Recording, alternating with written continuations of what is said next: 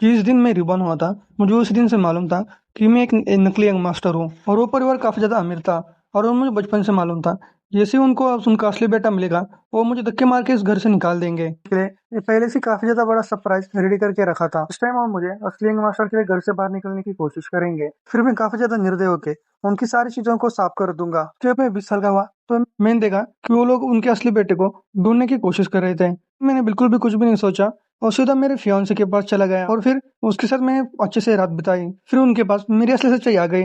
फिर उन्होंने मेरे पापा ने कहा कि तुम सब कुछ छोड़ दो और यहाँ से चुपचाप चले जाओ। उसके लिए ज्यादा मुश्किल है, खड़ी मत करो। मैंने भी बिना सोचे हुए पेन उठाया और सीधा सिग्नेचर कर दिया और बोला ठीक है, मैं अब यहाँ से जा रहा हूँ। मेरे मन में सोचा, असलियत में यहाँ पर रहना भी कौन चाहता है। मेरी जो फियांसे है उसे कॉलेज लड़के के साथ प्यार हो जाएगा और फिर वो सब कुछ छोड़कर बस उसके साथ ही रहने लग जाएगी। अब मुझे कोई नहीं टेंशन, क्योंकि अब ये सारे प्रॉब्लम असली मास्टर देख लेगा, करना पड़ेगा। एक नॉवल में रिकनेक्ट हुआ हूँ, तो अब प्लॉट के हिसाब से मेरी फ्रेंड उस पार्ट टाइम लियाना पर अपना दिल हार बैठती, जो पार्ट टाइम के लिए एक वेटर का काम कर रहा था। अचानक से नकली मास्टर की मेरी सच्चाई सभी के सामने आ जाती है। अब भगवान भी मुझे नहीं बचा सकते थे। उसके बाद उसकी ह्यूमैनिटी के लिए रास्ता बनाते हुए और एक बेचारे की तरह मेन लीड के हाथों से पूरी तरह कुछ नहीं जाने का मैं क्यों वेट करूं। मुझे अगर पहले से पता है कि मैं बस एक सपोर्टिंग मेल कैरेक्टर हूँ, तो ये खेल में क्यों क्यों मैं बस अपना पेट भर के यहाँ से निकल जाऊंगा। मुझे इतना तो परेशान देखते हुए मेरी फ्रेंड मेरे पास आकर बैठ गई। फिर वो बोलने लगी, जंक्शन क्या हो गया है? वो मेरे पास बैठी, उसने कस्टम मेड और काफी ज्यादा अच्छा सुंदर सा ड्रेस पहना हुआ था। उसके फिगर को ये चीजें काफी ज्यादा निखार रही थी और उसकी स्किन रोशनी में एकदम जेड जैसी चमक रही थी। पार्टी में शराब पीने के कारण उसके गालों पे एक हल्की सी गुलाबी लाली थी, इतनी खूबसूरत कि मेरी सांस ही रुक जाए। मेरा दिल एक पहले रुक सा गया। मैंने गला साफ किया और बोला, कुछ नहीं, बस हल्का सा थकान है। मैंने बोला, तुम जाके पहले शावर ले लो। सुने मुझे एकदम तिरछी नजर से देखा। क्या बात है, मुझे वाइन की स्मेल के कारण शिकायत हो रही है क्या? मैंने एकदम सिंसियर अपने फेस का चेहरे को बनाया और उसे बोला, बिल्कुल नहीं, बस रात हुई है तो मैं चाहता था कि तुम एकदम अच्छे से आराम करो। उसने एकदम खूबसूरत स्माइल दी और फिर उठकर बाथरूम की तरफ चली गई। फिर वो धीरे धीरे वॉशरूम की तरफ जाने लगी। जैसे ही उसने दरवाजा बंद किया, मैं जल्दी से अपनी जगह से उठ गया। फिर जाके जल्दी से उसका कॉफी टेबल पर रखा हुआ फोन उठा लिया जो छोड़ के चली गई थी। वो कॉरिडोर की तरफ चला गया। प्लॉट के हिसाब से आज वो जिस मेल लीड के साथ मिली थी पार्टी में, आज किसी भी करके वो हालत, फिर वो सू को कॉल करेगा और सू उस गरीब स्टूडेंट के लिए सब कुछ छोड़कर उसका ख्याल रखने के लिए वो वहां से चली जाएगी। इससे मैं निकलने वाला था, लेकिन मैं ग्रीन हेड पड़ के वजह से नहीं जाने वाला। नाइट क्या हुआ, मेरे हल्की से गालों पर चेहरी थी। मैं बालकनी पर खड़ा ही नहीं हुआ था कि स्क्रीन अचानक से जल उठी। उन पर एक लाम आया, लिन फैन। फोन में उसका नंबर काफी ज्यादा जोरों से चमक रहा था। मैंने जैसा सोचा था सब कुछ वैसे ही हुआ और मैंने धीरे से कॉल को उठाया और फोन को मेरे कान पे लगाया। एक मर की आवाज आई। उसने एकदम मजबूरी में अपने आवाज को काफी ज्यादा कम कर लिया और बोलने लगा, मुझे तुम्हारी काफी ज्यादा जरूरत है, प्लीज मेरे पास आ जाओ। शायद आज घर पर आते हुए टाइम पर मेरा पाँव मुड़ गया है, बहुत ज्यादा दर्द हो रहा है और मैं डॉम में एकदम अकेला हूँ। क्या तुम आकर मुझे रात भर ख्याल रख सकती हो? एकदम ठंडी हंसी निकली और मैंने कहा, तुम अपने आप को समझते क्या हो? उसे किंग शो कहने का तुम्हें हक कहाँ से आया? कहने लगा, तुम कौन हो? तीन शियों को फोन दो, मैं उसका फियांसे हूँ। बहाना भी ठीक से रखो, तुम इतने अच्छे जब बड़े हो, लेकिन तभी पाव मुड़ने के बाद तुमने एक डॉक्टर को कॉल नहीं किया और सू को हेल्प करने के लिए कॉल किया है। मुझे नहीं लगता कि तुम्हारा पाव बिल्कुल भी मुड़ा है। फिर वो कहने लगा, तुम किन शियों को फोन दो, देखते हो किसके पास जाती है, मेरे पास या फिर तुम्हारे पास रहती है। हाँ ठीक है, लेकिन अभी काफी ज्यादा रात हो रही है, हम दोनों को रात भी एक दूसरे के साथ बितानी है। शो को तो कहने लगा, क्या क्या कहा तुमने? एक अकेली औरत और एक अकेला मर्द एक कमरे में क्या करेंगे? मैंने एकदम आवाज को धीरे की और उसे बोलने लगा, आखिर क्या क्या करेंगे, हम दोनों फियांसे हैं, हम बस हमारे रिश्ते को और ज्यादा आगे बढ़ाएंगे। क्या तुम्हें किसी ने तमीज नहीं सिखाई?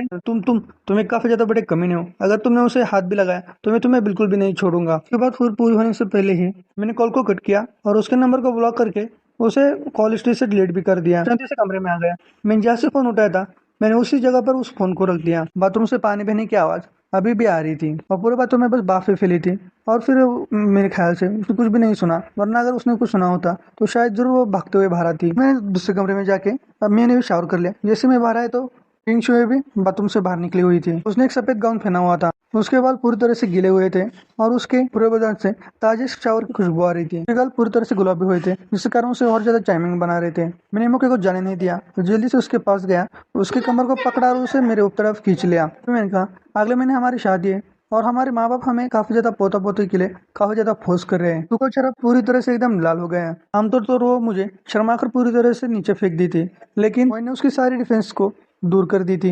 मेरे बाहों में बस हल्की सी तड़प गई। मेरे पास और ज्यादा सब्र नहीं था और आज का मौसम भी काफी ज्यादा अच्छा था। अगर मैं अब रुका तो मैं किस बात का मर्द हूँ?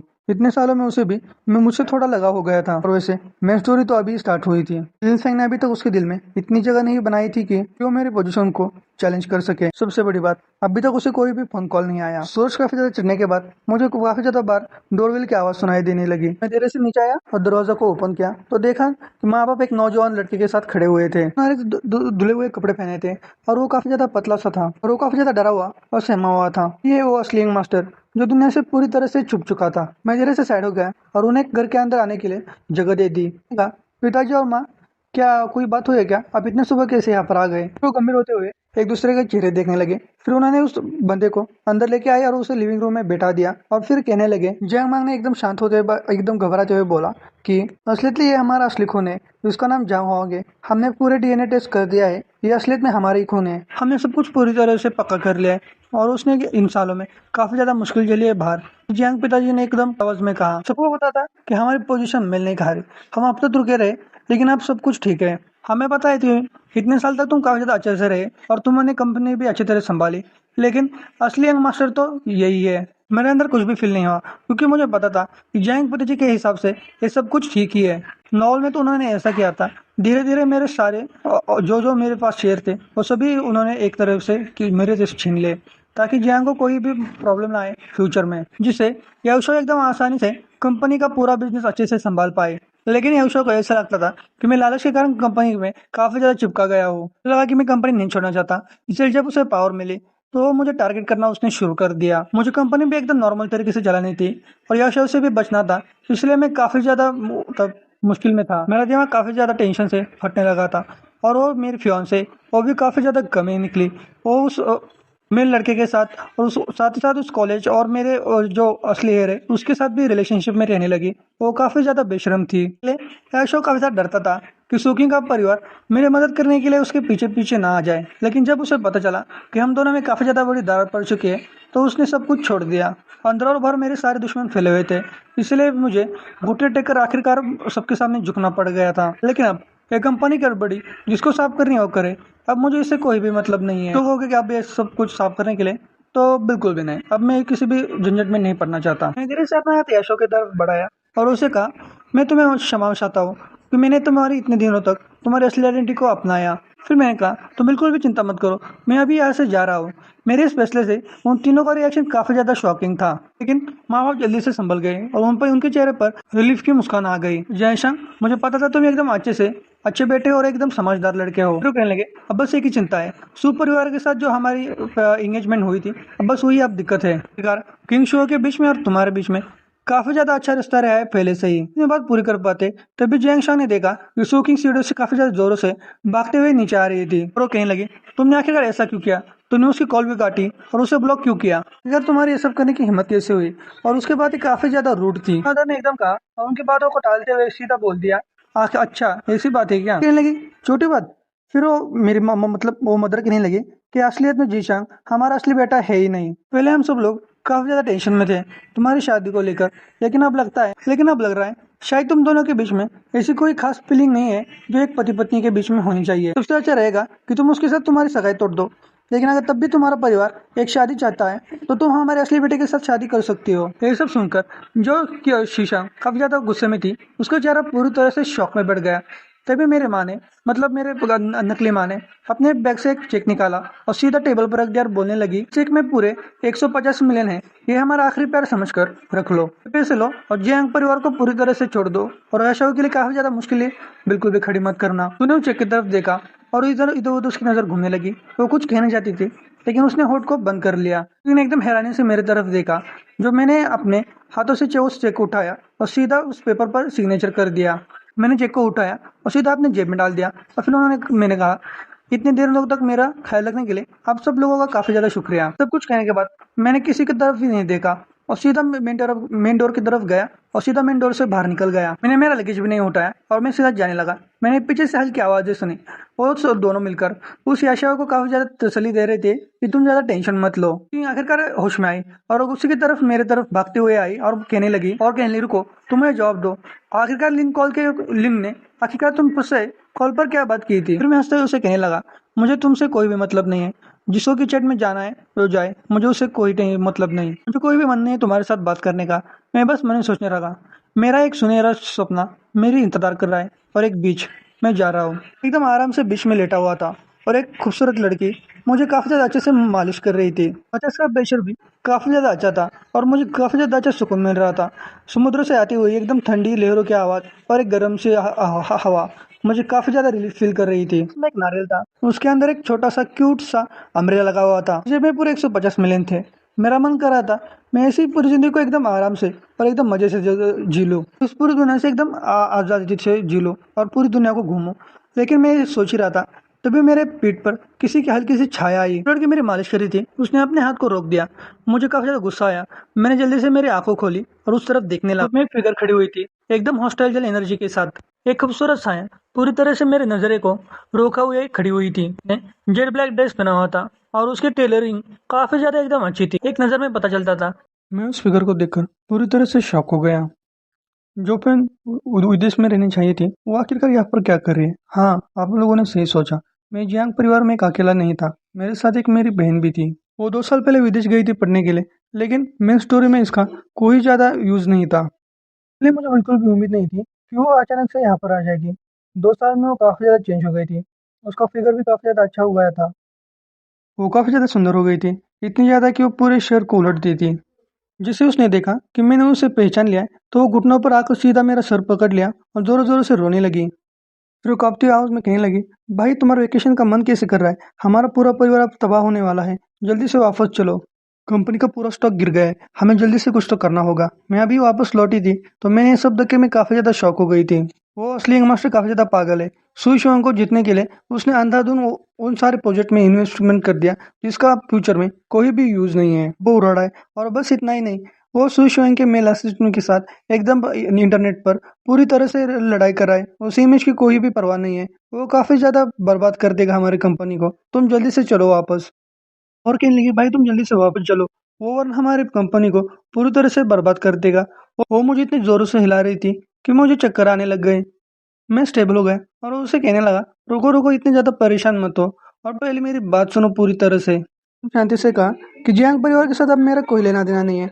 उन्होंने मुझे पैसे भी दिए थे। अब मैं बिल्कुल भी इस तुम्हारे परिवार में और डूब जाए या फिर खत्म हो जाए, मुझे कोई फर्क नहीं पड़ता। और ये सब सुनकर मेरे सिस्टर का चेहरा पूरी तरह से सफेद पड़ गया। तुमने तो कहा था कि जियांग कॉर्पोरेशन तुम्हारी मेहनत का फल है, तुम इसे बिल्कुल भी छोड़ना नहीं चाहते। ये सब तुमने कहा था ना, तो अब ऐसा क्यों कर रहे हो तुम? क्या तुम ये सब होते हुए बस देखते रहोगे? मैंने एकदम काम हो गया।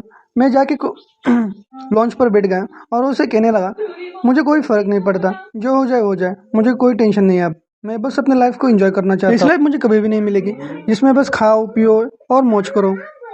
फिर मेरी सिस्टर मेरे पास आई और कहने लगे, ऐसा मत करो तुम। और दूर से आकर मेरे पास बैठ गई और मेरा हाथ पकड़ा और रोते हुए कहने लगे, हाँ भैया, मुझे मालूम है कि माँ बाप ने आपके साथ काफी ज्यादा बुरा किया, जो आपको कंपनी से निकाला, इसलिए आप नाराज हो। लेकिन प्लीज आप आगे आप मेरी हेल्प करो, प्लीज। क्या हुआ अगर हम दोनों के बीच में खून का रिलेशनशिप नहीं है, लेकिन अगर मैं सच में उस दिन होती तो मैं उन लोगों को तुम्हारे साथ इतना ज्यादा बुरा करने नहीं देती और तुम्हें घर से बाहर निकलने भी नहीं देती। उनको काफी ज्यादा बड़ा सबक सिखाती मैं। उस बेशरम सुयो को भी, उसने भी तुम्हारे साथ काफी ज्यादा बुरा किया है। अगर मेरे बस में होता तो मैं उसे थप्पड़ मार के पूरे उसे लाल कर दी थी। मैं बस उसकी तरफ देखता रहता हूँ, जो काफी ज्यादा गुस्से में थी। मैंने फिर उसे कहा, ऐसे नहीं है कि मैं तुम्हारी मदद नहीं करना चाहता, लेकिन असली बात यह है कि मैंने उस एग्रीमेंट पे सिग्नेचर किया है। उस पर काफी ज्यादा बड़े अक्षरों में लिखा था कि मेरा कोई भी हक नहीं है कि मैं किसी भी बात पर इंटरफेयर करूँ। बहुत तरह से मैं तुम्हारी कुछ भी हेल्प नहीं कर सकता। ये सब सुनकर उसने आंखों को नीचे लेकर लिया और काफी ज्यादा उदास हो गई और कहने लगी, ये काफी ज्यादा बुरा हो गया। फिर वो मन में सोचने लगी, क्या सच में कोई रास्ता नहीं है? तभी वो काफी ज्यादा खुश हो गई और कहने लगी, अगर क्या हो जाए, अगर तुम मुझसे शादी कर लो तो तुम सब कुछ ठीक कर सकते हो और तुम कंपनी में भी आ सकते हो। ये काफी ज्यादा अच्छा आइडिया है ना? वैसे भी तुम अब मेरे असली भाई नहीं हो, तो हमारे बीच में कोई खून का रिश्ता नहीं है, तो हम शादी कर सकते हैं। शादी करने के बाद तुम दामाद के हैसियत से हमारे परिवार में फिर से वापस आ सकते हो। नारियल का पानी मेरे गले में अट गया। मैंने काफी ज्यादा मुश्किल से अपने गुस्से को दबाया और उसे कहने लगा, तुम्हें पता चल रहा है तुम क्या कह रही हो? फिर जियांग रू का चेहरा एक पहले काफी ज्यादा शांत हो गया, लेकिन फिर उसने आइडियल होते हुए जवाब दिया, मैं गलत हूँ। हमारी कंपनी के सारे शेयर होल्डर और इन्वेस्टरों ने देखा है कि तुम कंपनी के लिए कितने ज्यादा काबिल हो, इसलिए हमें कोई टेंशन नहीं है। अगर तुम वापस आने के लिए तैयार हो जाओ तो सब लोग तुम्हें काफी ज्यादा अच्छे से ट्रीट करेंगे। तो भाई तुम अपने आप को देखो, तुम 1 करोड़ का विला भी अब खरीदने के लिए काफी ज्यादा मेहनत कर रहे हो। क्या तुम सच में जिंदगी में कंफर्टेबल हो? मैंने काफी ज्यादा बड़ी लंबी सांस ली और फिर काफी ज्यादा गुस्से में उसे कहने लगा। फिर मैंने जैंग रुशो को कहा कि मैं तुम्हें यह बात नहीं पूछ रहा था। फिर वो अब सोचती है अब शायद बात नहीं टाली जा सकती है, नाटक करना बंद कर देती है और कहने लगती है कि बचपन से मेरे माँ बाप ने मुझे बिल्कुल भी ध्यान नहीं दिया, लेकिन बस तुम ही थे जो मुझे हमेशा ध्यान रखते थे। सब कुछ तुमने ही मेरा देखा है, तो मैं अब हमारे बीच में खून का कोई रिश्ता नहीं है, तो अब मैं तुमसे शादी क्यों नहीं कर सकती? बताओ क्यों नहीं कर सकती? फिर मैंने उसे मुंह को बंद करते हुए उसे कहा कि हाँ, मैं समझ सकता हूँ तुम्हारे फीलिंग्स को, लेकिन मैं घर पर वापस नहीं आ सकता, प्लीज तुम भी समझो मुझे। फिर वो कहने लगी तुम्हारे बातों का मतलब क्या है? तो मैंने उसे कहा क्या तुम कंपनी के सब कुछ कंपनी संभालना चाहती हो? तो बताओ मुझे, तुम्हें दूसरे पर निर्भर होने की कोई जरूरत नहीं, तुम सब कुछ खुद कर सकती हो, तुम भी इस फैमिली के एक सक्सेसर हो, तो तुम भी सब कुछ कर सकती हो। तो वो काफी ज्यादा शांत हो गई और फिर कहने लगी मैं तो अभी उधर से वापस लौट आई हूँ, तो मुझे अभी कुछ भी नहीं मालूम बिजनेस के बारे में। मैंने उसकी हिचकिचाहट को समझ लिया और फिर उसे कहने लगा तुम टेंशन मत लो, तुम्हें जो भी समझ में नहीं आता वो मैं समझा दूंगा, जो सीख नहीं सकती वो सीखो। तुमने कहा ना जियांशु काफी ज्यादा नालायक है, तो उस गिरोह को हराने के लिए मुझे ही उतरना पड़ेगा क्या? फिर वो शांत होते हुए कहने लगे ठीक है, बट भाई आपको एक मेरा वादा करना पड़ेगा, आप बिल्कुल भी ऐसे नहीं जाएंगे, मैं रोज आपसे मिलने आऊंगी, ले आप कहीं पर भाग कर मत जाना। मैं नहीं जाऊंगा तुम्हें छोड़कर। फिर मैंने समुद्र को अलविदा किया और फिर कुछ दिनों तक बस उसे ही सब कुछ सिखाता रहा कि कैसे करना है क्या, सब कुछ बिजनेस के बारे में, ट्रेड्स के बारे में, मार्केट ट्रेंड को कैसे ढूंढे और बोर्ड ऑफ डायरेक्टर के बीच के तनाव से कैसे बाहर निकले और उनके से कैसे हेल्प करे, और जो उनके खोखले सब कुछ इन्वेस्टर के बारे में, और के सब कुछ कैसे डिस्ट्रॉय करे और कैसे तुम्हारे खुद की एक न्यू टीम बनाए। वो पहले से काफी ज्यादा समझदार थी, तो जो जो मैं उसे सिखा रहा था वो काफी ज्यादा सीधा सीखने लगी। तो उसकी सीखने की स्पीड पूरी तरह रॉकेट जैसी थी। तो उसने काफी ज्यादा ठोस सबूतों को इकट्ठा किया और फिर उसने मार्केट से काफी ज्यादा लोगों को उसके खिलाफ भड़काया और मीडिया में भी अफवाह फैलाई जिससे उसे सिंपैथी मिल सके। सब होने के बाद बोरो डिक्टर ने एक मीटिंग की, मीटिंग में, और इसके साथ उसकी रेपुटेशन काफी ज्यादा नीचे गिरने लगी और इसी के साथ उसके सारे लोगों ने उसका साथ छोड़ दिया और उसे छोड़कर जाने लगे। सब लोगों ने मिलकर उसे जियांग परिवार से पूरी तरह से हटा दिया और सभी ने उसे कंपनी से बाहर निकल दिया, वो भी धक्के मारकर। और फिर आखिरकार हमारी जीत हो गई और फिर हमने उसे पूरी तरह से डिस्ट्रॉय कर दिया। फिर सारी कंपनी की भागदौड़ जियांगशु ने संभाली और यहाँ पर दूसरी तरफ विला में सुबह जल्दी से अपने फोन को स्क्रॉल कर रही थी और वो काफी ज्यादा न्यूज आर्टिकल को भी देख रही थी जहाँ पर जियांगशु का काफी ज्यादा मजाक उड़ाया जा रहा था। जब से उसे कंपनी से बाहर निकाला वो काफी ज्यादा चेंज हो गया। वो छोटी छोटी बातों पर गुस्सा करने लगा और बात बात पर हमेशा लोगों को तंग करने लग गया। वो हमेशा उसके पास जाता था और वो कहता था ये हुआ वो हुआ, और जो कॉलेज स्टूडेंट का सिंपैथी कारण वो उसे प्यार करने लगी थी, वो भी उसे काफी ज्यादा फोर्स करने लगा इन्वेस्टमेंट करने के लिए उसकी कंपनी में। उसने जिन जिन में इन्वेस्टमेंट किया और सब कंपनी डूब गई, लेकिन वो फिर भी उसने मना किया, तो वो काफी ज्यादा मदद मांगने लगा फिर करो करो, जिसके कारण उसके सामने उसकी पूरी असलियत आ गई। फिर वो इतना ज्यादा गुस्सा हो गई कि उसने सीधा पुलिस बनाए और उसे पुलिस के हवाले कर दिया। फिर वो चापलूसी मेल असिस्टेंट में भी, वो भी प्राइवेट में आके वो भी मुझे इम्प्रेस करने की काफी ज्यादा कोशिश करता था। युवांशी ने उसके पास आकर उसके तरफ देखा और हंसने लगी, जिसके कारण उसे समझ आ गया कि आखिरकार बात क्या है। फिर उसने धक्के मार के उसे उसे कंपनी से बाहर निकाल दिया और उसे ब्लैक लिस्ट कर दिया। कुछ खत्म होने के बाद सुइशिंग जाके एक विंडो पर खड़ी हुई और फिर बाहर देखने लगी। उसके मन में काफी ज्यादा शांति थी और वो काफी ज्यादा उदास लग रही थी। उसे ऐसा कभी भी पहले फील नहीं हुआ था। वो काफी ज्यादा उदास थी। उसे हमारी पुरानी दिन याद आने लगे जब मैं हमेशा काम में डूबा हुआ रहता था, लेकिन बट मैं हमेशा उसका ख्याल रखता था, इसलिए वो काफी ज्यादा मुझे मिस करने लग गई। और मैं हमेशा उसे काफी ज्यादा अच्छे अच्छे गिफ्ट्स भी देता था और मुझे उसकी हर पसंद मालूम थी। जब भी वो मुसीबत में आती थी मैं सब कुछ छोड़कर उसकी मदद करने के लिए आ जाता था। जब वो मेरे छाव में रहती थी तो उसे बिल्कुल भी कोई मुसीबत नहीं थी, इसलिए वो तब काफी ज्यादा आसान में फील करती थी। लेकिन अब वो काफी ज्यादा टेंशन में है। अब उसके दिल में पश्चाताप की एक बड़ी सी रेल उसके दिल में चुभ गई थी और वो काफी ज्यादा सहज फील कर रही थी। पहले जो जियांग और उसका घर था, अब वो काफी ज्यादा उसे घर में अकेला फील हो रहा था। काम के दौरान किसी ने उसके दरवाजे पर ठक ठक की, इसलिए वो वहां पर देखने लगी। दरवाजे से उसकी सेक्रेटरी अंदर आई और कहने लगे मैडम, मेरे पास आपके लिए काफी ज्यादा अच्छी खबर है। उन दोनों के बीच में एक बॉस और एम्प्लॉय से ज्यादा एक बेस्ट फ्रेंड का रिश्ता काफी ज्यादा था। उसे इतना ज्यादा खुश देखकर वो भी कहने लगे अब बताओ भी, इतना ज्यादा सस्पेंस मत खड़ा करो। फिर हंसते हुए कहने लगे मैडम, आप जिस व्हाइट मूनलाइट का इंतजार कर रही थी वो वापस आ रहा है इस शहर में। आज दोपहर में 3:30 बजे उसकी फ्लाइट हमारे इंटरनेशनल एयरपोर्ट पर लैंड करेगी। वो था जिसको उसे जब वो कॉलेज में थी तो उसे उसके सीनियर के साथ क्रश था। वो वही किनलन है। वो उसका फेवरेट मूनलाइट था। फिर वो सोचने लगी, अगर मैं उसके साथ फिर से मिल जाऊं तो मैं अपने जवानी के दिन फिर से जी लूंगी, ऐसा एहसास होगा और मैं इस दर से बाहर निकल जाऊंगी। वो अचानक से उठ गई, आईने में देखते हुए अपने बालों को ठीक करने लगी और फिर कहने लगी, हमें जल्दी से एयरपोर्ट पर जाना पड़ेगा, वो हमारा इंतजार कर रहा होगा। फिर उसने लिपस्टिक भी लगाई और फिर वो दोनों वहां से जाने के लिए निकल गए। वो पूरे रास्ते कार में बस ये सोच रही थी, जब हम मिलेंगे तब मैं उसे खाने के लिए कहाँ पर लेके जाऊंगी। जैसे ही उसकी कार रुकी, जल्दी से उतर गई और देखने लगी इंटरनेशनल एयरपोर्ट पे कि आखिरकार उसका क्या मूनलाइट कहाँ पर है। लेकिन उसने वो जहाँ वहाँ देखा और अपने मैकेनिकल मेमोरी से वो उसके चेहरे को ढूंढने लग गई। फिर उसकी नजर एक फिगर पर पड़ी। वो और कोई नहीं, हमारा जैंग शैंग था। उसने काफी ज्यादा स्टाइलिश कपड़े पहने हुए थे और वो कॉरिडोर में ऐसे चल रहा था जैसे वही।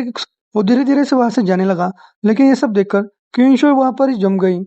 उसको देखकर उसका चेहरा पूरी तरह से शॉक हो गया और फिर उसका चेहरा पूरी तरह से डार्क हो गया। फिर वो अपने सिगरेट देखते हुए कहने लगे, आखिर तुमने क्या बोला? तुमने बोला था तो वो किनलैन है, ये तो जैंग है। किनलैन किधर है मुझे बता। फिर वो सिगरेट कहने लगे, ये किनलैन कौन है? पर उतले शांत हो गई। अचानक से उसकी नजर स्विंग शेप पर कलाई पर पड़ी। उसने एक ब्रांडेड वॉच पहनी थी जो, और उसके इयरिंग जो उसे जैंग ने दिए थे, एकदम स्पेशल ज्वेलरी शॉप से खरीद कर उसने स्पेशली उसके लिए दिए थे।